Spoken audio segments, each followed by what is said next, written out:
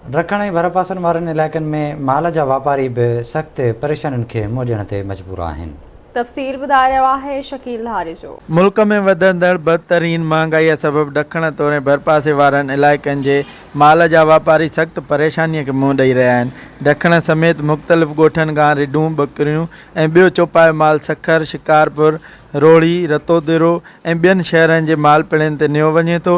महांगाईअ सबब माल ख़रीद ऐं विकिरो न थियण करे वापारी ख़र्चनि में पूरा आहिनि। हाणे ख़र्चनि में असां पूरा आहियूं। भरसो कद करी करी गाड़ी काहे था वञूं, तेलनि में 2-2 बि असांखे खोट पवनि था। रोड़ी बि वञूं था, रते देरे बि वञूं था।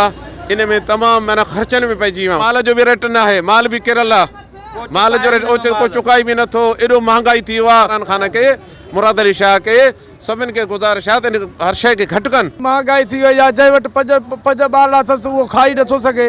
300 कमाए थो, काॾो खाए, कम से कम भी 15,000 ख़र्चो आहे तेल जो छड़ो।